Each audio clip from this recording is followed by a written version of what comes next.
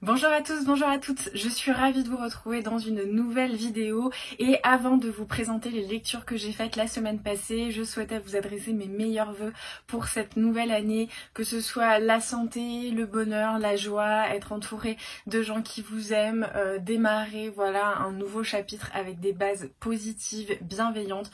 Je vous souhaite vraiment tout le meilleur et je suis ravie de vous avoir avec moi pour cette nouvelle année. J'espère que vous serez présents et présentes avec moi en 2022 comme vous l'avez été, que vous m'aiderez à faire grandir ma communauté, à être toujours présente. En tout cas, moi, c'est vraiment un de mes objectifs 2022 de rester constante sur YouTube, d'essayer de revenir à un rythme régulier et de combattre, on va dire, toutes ces angoisses que je peux avoir en me disant je suis pas légitime, ce que je fais c'est pas intéressant, voilà. J'ai toujours l'impression par exemple que les vlogs ça intéresse personne, mais vous êtes quand même nombreux et nombreuses à les regarder et ça me fait beaucoup de bien, donc j'essaie vraiment de lutter et de me dire que je fais pas ça dans le vide et voilà, c'est mes objectifs de 2022, reprendre confiance en moi, reprendre confiance en ce que je fais et essayer de vous proposer du contenu qui vous plaît et qui vous intéresse, qui vous amène des moments cosy, un peu de douceur, qui vous font vous sentir aussi entouré. J'ai reçu plein de messages super bienveillants cette année qui me disaient que le fait de parler à cœur ouvert des choses qui vont, des choses qui vont pas, bah, ça rappelle aux gens que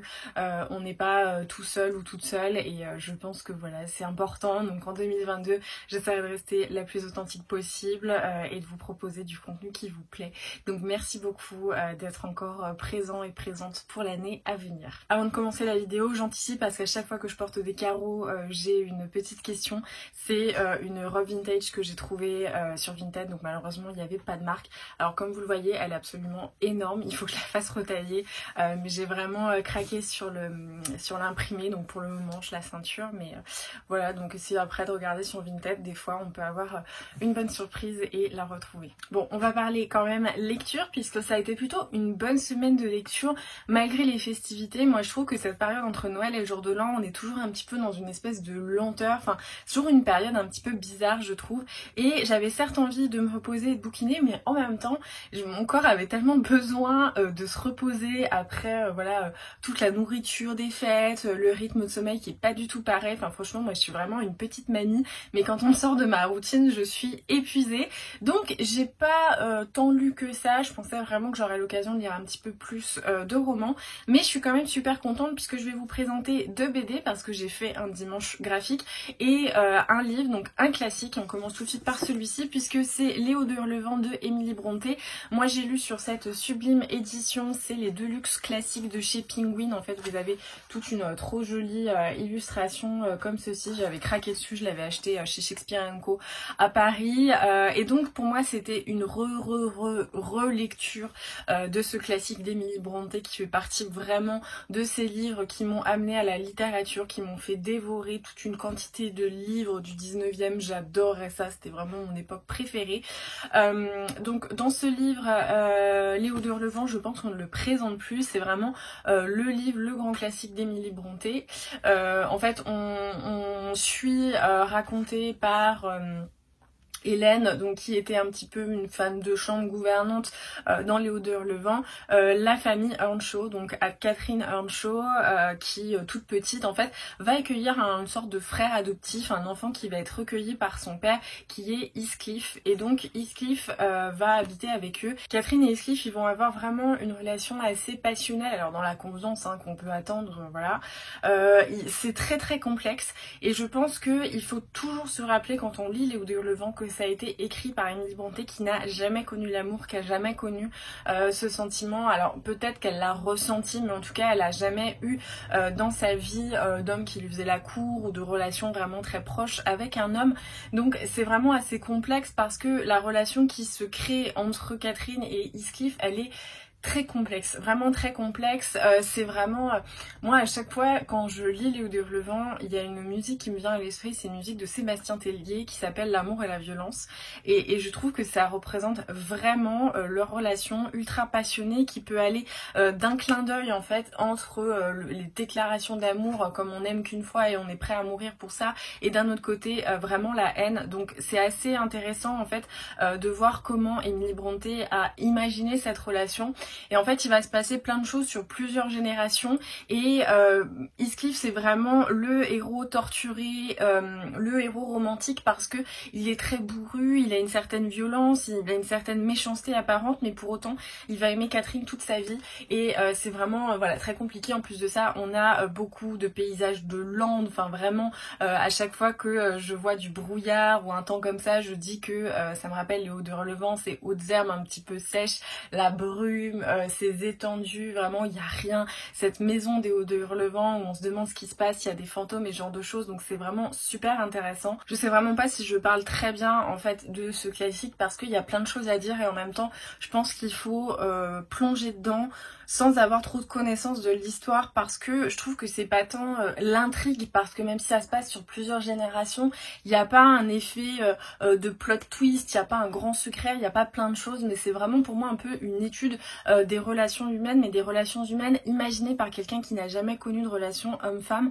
et ça donne du coup plusieurs couches de lecture. En fait on peut vraiment analyser ça de manière hyper différente, mais au-delà de ça c'est vraiment une histoire un petit peu torturée. Je pense que ça a vraiment une ambiance qui est presque indescriptible, mais moi je l'aime bien parce que à chaque fois en fait, quand je l'ai lu quand j'étais toute jeune, j'avais vraiment beaucoup d'amour, presque de la pitié pour Catherine, et quand je le relis là en étant plus âgée, bah vraiment ma pitié, ma compassion, elle va beaucoup plus vers Heathcliff, mais c'est vraiment quelque chose qui évolue, je trouve, avec moi, ma propre connaissance des relations humaines, même mes propres expériences. C'est vraiment un livre, je pense que c'est peut-être la 5e ou la 6e fois que je le relis et je l'interprète toujours différemment. Par exemple, mon avis sur Hélène, la femme de chambre qui raconte un petit peu tout ça, qui va être successivement au service de la famille...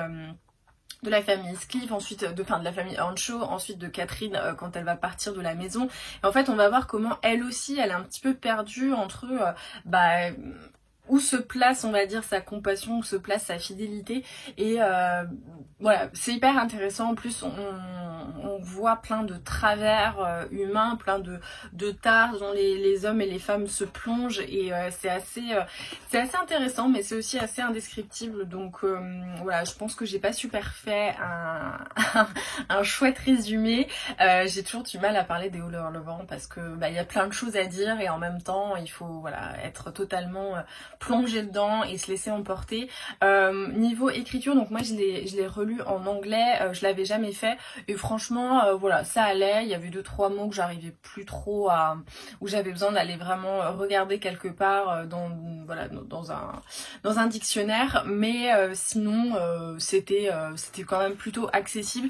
Les seuls trucs qui étaient difficiles, c'est que le personnage de Joseph, si vous avez déjà lu une traduction française, le personnage de Joseph il est un peu un patois, enfin il y a des mots qui sont ouais c'est un peu c'est écrit presque phonétiquement comme il pourrait mal parler et du coup c'est pareil en anglais, donc en anglais c'était parfois un petit peu plus difficile, j'arrivais à décrypter mais voilà c'était pas très simple, mais sinon ça s'est très bien fait. Je trouve qu'il est pas extrêmement complexe dans sa langue anglaise, enfin, j'ai déjà lu plus dur, donc ça se faisait très bien, donc voilà, je peux que vous conseiller de lire ce classique si vous ne l'avez jamais lu ou de le relire si vous l'avez lu il y a longtemps. Ça vous permettra d'avoir, je trouve, d'autres strates de compréhension et c'est ce que j'apprécie vraiment avec la relecture de classiques que j'ai vraiment apprécié. Je suis désolée si je gesticule, mais on est toujours en pleine invasion de moucherons, donc là normalement on va pouvoir régler le problème, mais du coup ils viennent dans ma tête et puis trop compliqué.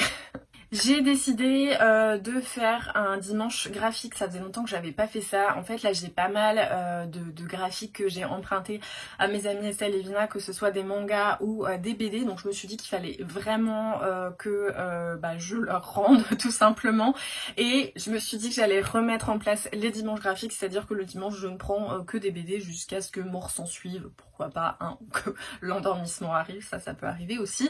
Et donc là ce dimanche j'ai fait une totale Timothée le Boucher, donc je sais pas si vous avez déjà vu celui-ci en librairie, moi je le voyais tout le temps, il était en plus souvent dans les coups de cœur des librairies et tout ça. Donc on va commencer par celui-ci, c'est le premier que j'ai lu, Ces jours qui disparaissent, je crois que c'est son deuxième ouvrage, il me semble qu'il y en a déjà eu un avant, ah bah il y en a même eu deux. Voilà, et il y a eu le patient juste avant apparemment qui était assez connu. Donc moi j'ai commencé avec Ces jours qui disparaissent, où en fait on va suivre Lubin qui est un acrobate et qui un jour va faire une chute. Et suite à cette chute, eh bien il va passer sa journée tranquille. Le lendemain il arrive au boulot, tout ça, et là on lui dit mais mec, t'es en retard d'une journée, enfin de plus de 24 heures, hier t'es pas venu au boulot. Il dit bah non c'est pas possible. Et là il dit mais mince, peut-être que j'ai dormi toute la nuit en fait et que ce choc m'a fait quelque chose. Donc il continue sa journée et tout ça, puis le lendemain il se réveille et il a encore sauté un jour. Et là il va se rendre compte qu'en fait, un jour sur deux, il se réveille pas. Sauf que il va voir qu'il y a il y a un peu du fouillis dans sa vie jusqu'à ce qu'il se rende compte qu'en fait ce jour en fait le jour d'après ou le jour d'avant, eh bien il ne dort pas, mais il y a une vie en fait, quelqu'un ou une autre part de lui-même ou quelqu'un dans son corps, on ne sait pas, vit une autre journée, donc un autre Lubin, et petit à petit ils vont essayer en fait d'avoir un espèce de statu quo, de se partager ce corps qu'ils partagent en fait avec l'esprit un jour sur deux, de créer un emploi du temps, un jour c'est toi, un jour c'est moi, puisqu'en plus de ça, ils sont totalement différents. On a Lubin qu'on connaît, donc cet acrobate qui est un petit peu bordélique, qui est assez... voilà, assez fantasque. Et d'un autre côté, on a Lucien qui est extrêmement... Lubin, l'autre Lubin qui est très pragmatique, très terre-à-terre, très organisé, extrêmement maniaque, qui tout de suite va prendre un boulot sérieux, entre guillemets ouvrir un compte bancaire, enfin voilà, faire les choses un petit peu de manière très organisée, à l'inverse de Lubin. Et petit à petit, voilà, ils vont essayer de cohabiter ensemble, mais cette cohabitation, elle va être un petit peu difficile. Et petit à petit, Lubin va se rendre compte qu'il se réveille de moins en moins régulièrement. Ça passe de un réveil sur 5 jours, un réveil sur 10, 30 jours, sur 2 mois, sur 1 an. Et en fait, on va voir comment Lubin va essayer de se raccrocher à sa vie, à tous ces jours qui disparaissent, parce que lui, quand il se réveille, il a l'impression que ce qui s'est passé, c'était la veille, alors que parfois, il va se réveiller 1 an après. Et en fait, on va voir tout ce qui va se passer au niveau de sa famille, des relations humaines, tout ça. Et c'était assez émouvant. Et puis en fait, au-delà de l'émotion, moi j'ai trouvé que c'était très intéressant. Et c'est quelque chose que j'ai remarqué du coup en lisant 2 ouvrages de Timothée Le Boucher à la suite, c'est qu'il aime énormément jouer avec la distorsion du réel en fait. On sait jamais si on est dans le récit fantastique ou si on a affaire à un homme qui souffre de dédoublement de personnalité. Et en plus de ça, on a vraiment... en fait, on se questionne tout le temps. Il y a plein de choses qui nous amènent à ça. En fait, on a l'impression que Lubin, le Lubin qu'on connaît au début, qui est acrobate, bah c'est à lui qu'on vole sa vie. Et finalement, on se dit, mais est-ce que l'histoire, c'est pas sur une toute autre perspective et c'est pas l'autre Lubin organisé, pragmatique et tout ça, à qui en fait on lui vole des jours et qui essaye de se soigner en fait. Et pendant tout le récit, on va osciller comme ça dans cette espèce on cherche en fait. Forcément, je trouve que nous, avec notre cerveau, quand on voit cette histoire, on a envie de tirer cette chose au clair, mais il n'y a pas vraiment en fait de choses claires là-dedans, et c'était très intéressant. Voilà, c'était doux, c'était émouvant, on voit en fait l'attachement des personnages et tout ça, j'ai beaucoup aimé. Pareil, je trouve que c'est assez indescriptible comme type de récit, mais c'était très intéressant. Celui-ci m'a vraiment beaucoup plu, et puis j'aime souvent, voilà, quand on se demande si on est dans la folie, si on est dans quelque chose un phénomène fantastique, c'est toujours des choses en fait que j'aime bien, donc j'ai vraiment apprécié ce récit. Et le deuxième, c'est vraiment son tout nouvel ouvrage, donc il est assez énorme, il s'appelle 47 cordes, et c'est seulement une première partie. Et dans ce récit, en fait, on va suivre Ambroise, qui est la cible, on va dire, le but ultime d'un métamorphe, donc une créature qui peut prendre l'apparence de n'importe qui. Et en fait, cette métamorphe, cette créature, on va dire, est tombée follement amoureuse d'Ambroise et veut tout faire pour le séduire. Donc elle va prendre plusieurs identités. On va avoir... comment elle s'appelle déjà, son amoureuse, je sais plus, Héloïse ou un truc comme ça. Il va y avoir Thomas, son ami avec qui il fait de l'escalade. Il va y avoir cette cantatrice qui lui lance des défis, qui est extrêmement riche et qui va lui permettre d'avoir une nouvelle harpe, puisque Ambroise souhaite être harpiste dans un orchestre. Et donc il va comme ça avoir plusieurs choses, et en fait... c'est assez indescriptible comme récit, parce qu'il y a évidemment une part fantastique. Là, le métamorphe, c'est pas dans sa tête. Mais en fait... j'ai aimé, et en même temps, parce que voilà, il y a toujours ce truc de la distorsion du réel, de tout ça. Enfin, on est dans un récit où tout a l'air d'être extrêmement pas réel, et en même temps il y a ce métamorphe qui arrive, mais voilà, il se passe des choses bizarres, mais on est vraiment quand même ancré dans une situation de tous les jours. Donc c'est intéressant. Cela étant, voilà, j'ai bien aimé, j'ai trouvé que c'était original, que c'était tout ça, mais il était super long. Enfin, je pense que vous voyez, pour une BD, il faisait presque 400 pages de BD. Bon, ça se lit très bien, mais en fait, le fait qu'il y ait une deuxième partie et que j'ai lu tout ça pour finalement n'avoir à dire qu'à ça. On a un métamorphe qui est obsessionnel avec lui, qui va essayer de tout faire et de prendre plein d'identités différentes pour essayer de le séduire, et de pas avoir la suite, je me dis, ok, à quoi bon en fait? Et alors, c'est paradoxal parce que c'était très bien, parce que j'ai pas lâché ce récit malgré qu'il faisait 400 pages, enfin vraiment je l'ai lu pratiquement d'une traite. C'est hyper intéressant, on voit comment Ambroise lui-même évolue, comment aussi le métamorphe d'une certaine manière, même si c'est une créature, va essayer d'évoluer, de s'adapter à lui, les sentiments qu'il peut avoir avec ses autres personnages et tout ça.